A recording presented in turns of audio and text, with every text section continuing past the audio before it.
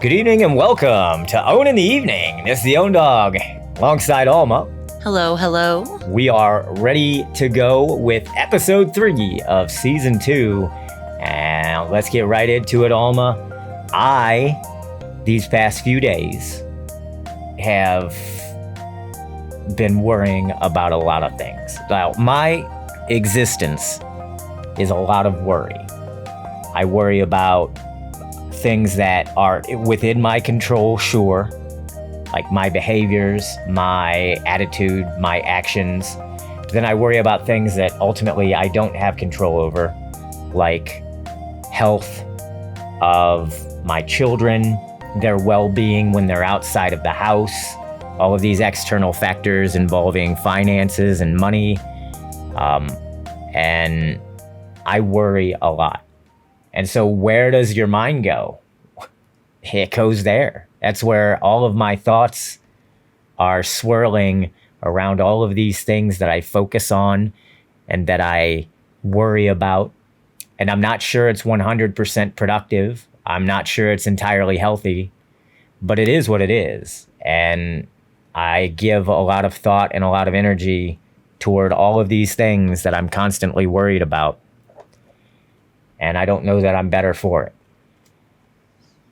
I think that's the big thing. Are you better for all the worry?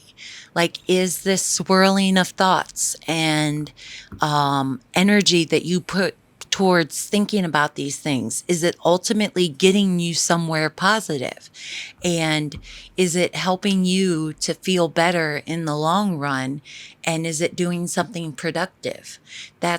I think those are the questions to be asking, because ultimately you're expending a lot of time and energy. And I think you might be worrying yourself into a pit and bringing yourself down, and you might be weighing yourself down endlessly in stress and anxiety that might be leading to your own health problems that you might not recognize. Like, I think stress and anxiety can cause health problems in itself that we don't think about. So the question is, how do you soothe the nonstop thoughts that you're having that seem so natural to have? How do you calm yourself when you're naturally someone that thinks about these worrisome thoughts? And for me, I think we've talked about it before. Like, it's bring yourself back to the present moment. Bring yourself back to center where you can control things, where you can bring yourself back to where you can be comfortable, what you can control, and what you know is okay. Like, right now we're in a little bit of a financial spiral, right? We can't control the fact that we can't pay our bills, but what we can do is work our hardest to do what we can to stay on top of things and be thankful for the things that we have while we have them. So enjoy the moments of togetherness that we have. Be thankful for those moments, because those are the good in our lives. Even though outside the stress is real, the anxiety is real, that we can't afford life, we still have each other. So that's where I think life gets us. We worry about these things we can't control, or even maybe we can control, but we forget about the things that really matter, and we focus on the worry more than we focus on the good. And so for me, it's more about finding the good in the moment to lift you up and let go of that worry and doubt and fear and like the endless negativity that can always bring you back into that pit, in that negativity, right? Just hold on into the light in the moment that you know is real, and it can release you from that need to worry. And I guess that's what I do. I get stressed and I get anxiety. I have my moments, but when I focus in on the good, it it brings me back to center, and I can get in the present moment where everything's okay. Even when it's not okay, it's not. Life isn't always peaches and roses and sunshine and rainbows. It really isn't. But in the present moment, when you're focusing on the good and what you have, you feel better. You're not focused on all that weight of the world. It feels better in the present moment, where the now moment is, where you and I are talking, where we're not worrying about those things we can or can't control. We're here right now, being with each other, sharing this moment, and everything is all right. Things aren't hitting the fan, things aren't blowing out of control. We have this now moment, and that's what we have all the time, is the now moment to focus on. And that's where I think that's where the light always is, the now moment. And so if you can let go of the worry and bring yourself into the now moment, it can release you from the stress of all that anxiety. It's good advice. It's certainly something that I could probably take and apply. And to some degree, I do. But as I mentioned last episode, or maybe it was the episode before, I do hate regrets. And if I focus on the now moment and take my eye off of the things that I'm worrying about, and something happens, I'm going to regret having not been paying attention. And so it's that constant, you mentioned anxiety, worry, we could call it fear, but whatever we call it, it's just kind of constant, and it is always there on the edges of the psyche, at least, to some extent for me, maybe not for everyone. And if you found a way past that, I do think you're better off for it, because I don't know, again, that it's the best thing to be going through. I don't know that it's the best way to allow your thoughts to flow. And so I do try to keep myself honest, and I do try to keep a true perspective. But at the same time, so many of these responsibilities and things fall to me, and perhaps maybe not even they fall to me, but I take them. Either way, it's the chicken or the egg. I could do well by worrying less. I know this. And I try not to worry about the things that are well outside of my control. That's the best I could do. I mean, it's a process for me, and I've been, this is probably a long time coming, because it's been a decade plus of shouldering the burden of the burdens that I shoulder, to talk in circles. But yeah, it's certainly a growth opportunity for me, and one that I think I would do well to find alternatives, whether that is through meditation or conversation or hibernation, some way to kind of get your mind free. But at the same time, I have other issues. I don't sleep well, and it's entirely possible it's all, intermingled. I was just thinking that maybe the stress and the worry is keeping you from sleeping. Like maybe your mind just doesn't shut down. Like maybe it's all one big ball of something that's, like you said, intermingled, where you're just not able to release yourself enough to go to sleep because you're so worked up over everything you're always thinking about. And you said it's been a decade or so of shouldering these burdens. Maybe it's time to take the time to rewire your brain to think a different way. We've talked about neuroplasticity, where your brain can rewire itself. 14 days it takes to get a new habit. So focus on 14 days of thinking in a new direction, and in 2 weeks, you can have a new way of thinking.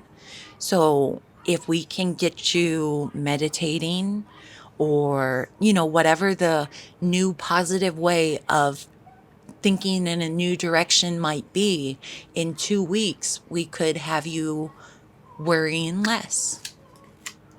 Well, that would be a neat thing. I would, I'll sign up for that. I would really like that, to know that you carry that weight and just shoulder so much that it could be keeping you from sleeping is just so sad to me. Like, that's not cool at all.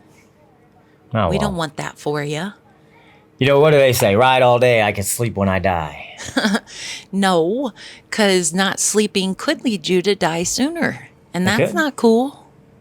No, I mean, certainly wouldn't be my first choice. Mine either. So So, let's- we'll put that as something to put a pin in and give it a go. We'll see. Meditation. We'll give it a try.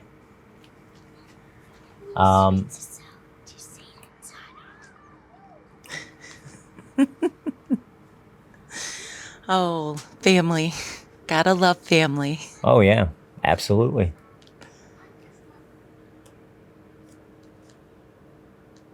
So, as we mentioned family, and Alma gets to work through an issue my son just brought. So she's helping him out temporarily, but I'll go ahead and swing us into our next topic, which is interesting that it comes up as it does. But empty nest syndrome is going to be a thing that kicks me right in the tail. Like, I already know I'm going to be hit hard. Now, I'm sure it's going to hit Alma hard as well. That I'm certain, but I'm not 100% certain who it's going to hit harder, because I'm not looking forward to the day that the children are all gone.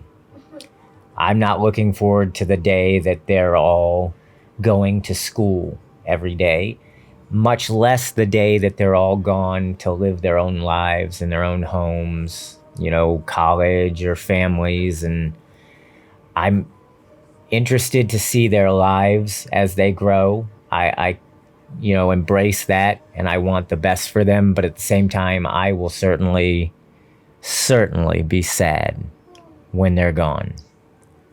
Oh my goodness. Sorry. Go ahead. As you helped the little guy there, it worked perfectly to start talking about empty nest, because what seems like it could be a burden, helping while we're trying to do a show or answering the same question for the 17th time. All of these things that frustrate me now, or that could frustrate you as a person, man, I'm going to miss them. I know they're frustrating in the moment, but goodness gracious. These moments are slipping by as our littlest is getting not so little anymore, and our oldest is getting ever so close to walking out that door.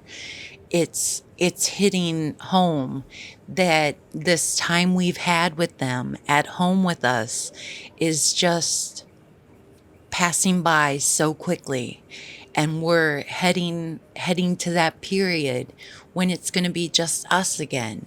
And it's not that just us was bad. It's just we've welcomed this time where it's been the family. And the family has been such a wonderful time. I have loved being a mom. I have loved being a family. And to have them leave, it brings tears. Yeah.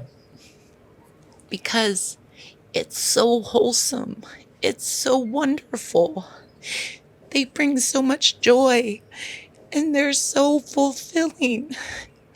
they're going to go on and have lives that are going to be wonderful. And it'll be another step in our life. But like, it's just getting the touch of seeing this now with 3 of the 4 children in school.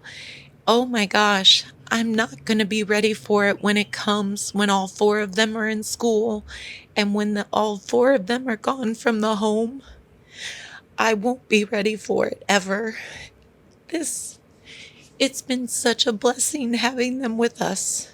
Like, to have a family, to have this life with them, I've loved it. As have I. And I've loved this life with you. Oh. And blessed be that we got to do it together, my dear. Oh, I agree. I'm so happy to share this with you. But as we've observed, it will be, I use the term often, it will be a bittersweet moment. And it's one that I'm in no hurry to get to. I know there are a lot of folks who, can't wait for their kids to get back to school or can't wait for their kids to, go to college and all of that stuff. And I'm not judging them, but that's not me. I can wait. And we can leave that for as long as it needs to be. And I'm not in any hurry to try to push them out the door. But at the same time, I don't want to be the reason they don't grow up. You know what I mean? We have a responsibility to raise them to become good people. And far be it for me to keep them home and, keep them away from the life that's waiting for them. So when they're ready to go, whether it's 18 or 20 or I will watch them go with my blessings and with my support and with a whole lot of sadness. That proud sadness, that bittersweet feeling to see them take their steps. Yeah. And just to realize they're stepping away from you. Oof. To see them step away from you, goodness. That's when it's going to really hit the heart. Because, you raise them to do that. That's what your job is. But, gosh, that's really going to be a kick in the heart. Because, you were their whole world for so long. And then you're not. And it's just really hard to come to grips with. And as we sit here and talk about it, it's worth recognizing that these are all personal sadnesses, right? Because the sadness that we feel, they're not going to feel. They're going to feel nervous and excited and driven and all of the things that they're going to feel as they make their way into the world on their own. So our feelings, Alma, our feelings, they're personal. Yeah. And it's a little bit selfish because, as you mentioned, you've been their world.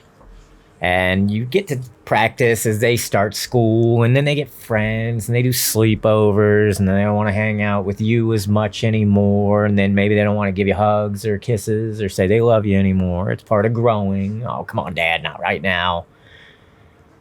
But all the practice in the world and all the practice that we've had, I don't think is going to make much of a difference. Once that little guy, because ostensibly he'll be the last to go. He's the youngest. And once he finally goes and on to his own thing, whatever that thing is, college, a job, a wife, whatever. Man, it's going to hit hard. A kick to the heart, as Alma said. A real kick to the heart. You're right. But at the same time, it's a blessing. A blessing to have children, a blessing to have a family, a blessing that they were able to make make it to the point in their life where they're ready to step out on their own. Because quite frankly, if we're being honest, there are places around the world where infant mortality rates are high and children don't live, as it's oftentimes or frequent that they die at a young age. And even here, in our country, in the United States, with our culture, you never know what the future brings. You never know what tomorrow holds. This is why it's important that you give those hugs and kisses today, now, that you tell somebody you love them. Because tomorrow's not guaranteed for you or me or any person walking. And knowing that, just to know that they've made it, that's a blessing. So all of those feelings, I try to bring it back to the silver lining or to the positive. And the positive is that they're happy, they're healthy, and they're able to make those steps out into the world on their own. Well said. I like that perspective, and to bring back the silver lining. That's always a good way to look at it. As we close the door or turn the page on, what could be considered a melancholy chapter of this show. I don't think it's necessarily melancholy, but it is absolutely real life, right? Which is what we try to do, is offer perspective and honest perspective. And that dose of real life gives way to what we received as a gift today or a blessing. But as we hear the chuckle in the background, that's my son. He's getting to watch some shows that he hasn't gotten to watch in a long time, because I got an email that offered me a return to a streaming service with a month free. Now, I can't afford to pay for streaming services, which is why we've gotten rid of them. But to be able to get a month free, I went ahead and took it because, well, it meant so much to certain people. My little guy and my daughter are both excited to be able to watch shows that they haven't seen in a long time. And when I say excited, I mean melt your heart excited. Oh my goodness, melt your heart, excited, chattering, excited, jumping up and down, like just through the roof excited. And all over something that was offered to us for free, which is good because I couldn't afford to keep them. And so they feel the right amount of bad. And I told them, hey, if the worst thing that happens to us in a day is we don't have that streaming service, we're having a darn good day. But at the same time, to be able to get a month's time, which is really all it is, it's 30 days because I'm not going to be able to carry it forward. And I let them know, hey, we've got it for 1 month, 30 days. So they're going to watch their favorite shows, and I won't let them binge watch, but they're going to come as close as they can without, hitting dad's threshold. But it was good to see them happy. And 30 days is all it took. 30 days of a stupid streaming service. So that was nice. It's nice to find those blessings. And it's fun to see how excited someone can get. That was the real blessing, that, just the light of a gift of 30 days time. 30 days time to a parent is really stressful because that's a month's rent coming up with the bills and, the things to a parent. But to a kid, that's 30 days of a show that they really love. 30 days is a lifetime when you're that young. Right? And to get to enjoy something they really love, so excited and just so happy. And it was so refreshing to see how thrilled they were, and they were chattering, and oh man, it thrilled me, brought joy to my heart. And it was a gift we couldn't give them, but to get it, it made the night. And I'm so happy to get to join in that 30 days to watch them enjoy the time that they have and see how happy they get to be. Just pleasure taking 30 days time watching shows that they didn't get to have for a long time. Something so many people might take for granted, you know, to little ones that have gone without, means the world to them, you know? 100%. And that's just it. It's, we're blessed to have a lot of happiness, and because of our situation, we've been able to teach the children that your happiness isn't reliant on money or materialistic things. But at the same time, I mean, they're kids. They get happy when they get a new toy. And I don't think it makes them bad people. They get happy when they get some candy. And that's not materialistic. Yeah, I mean, I guess in a way it is if we're using strict definitions of the words, but I don't feel my children are materialistic. However, when we can give them something that makes them happy. Why shouldn't we? Because why shouldn't we make people happy when you can? Well, sure. Absolutely. We always should. We should try to make somebody else's day a little bit better. And if we're all doing that, then somebody is going to try to make your day a little bit better. And this is the philosophy that kind of drives me, is I'm trying to go out there and make somebody else's day better. Trying to help spread a little bit of light or a little bit of positivity. And I'll be honest, it has been harder recently. The last 6 months for me have been harder to do this, but I try. And I try to send my kids out with the right perspective so that they can try to make somebody else's day great as well. But for this little 30-day gift, this little out of nowhere thing, my boy was having a rough day. Right? He had fallen, and he's got a little bit of a curvature to his back, slight scoliosis. So certain things hurt. Like when he's jumping, sometimes he'll just cry out and his back hurts. And it makes me really sad to see that, right? But at the same time, he's walking and he's overall pretty healthy.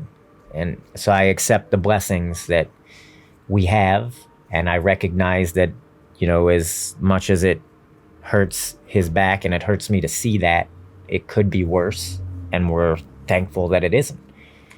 But he had fallen today and hurt his back, and he was just having a rough day, and he was ready to go to bed at like 7:45, 8 o'clock, which just isn't him, And then this gift, the streaming service thing came through, and man, did that brighten his night. Oh my goodness, lit him up. He told me about it, and I didn't know what he was talking about, and I didn't want to mislead him or anything. But then Daddy came through and told me about it, and it changed his whole demeanor. He was a different person after he found out that he was going to have this gift of 30 days time. It was just... He's already thinking about the shows he could watch, the stuff he hadn't seen in so long. Tide 4 in the house over in the Kick Chat. Good evening, my friend. Good evening. Welcome to Ownin the Evening. So yeah, it was a nice gift. It was a nice blessing, and his excitement about all of it made it worthwhile. And then my daughter was super excited as well. So it worked out. We were thankful. So very thankful. Couldn't be more thankful for something so simple.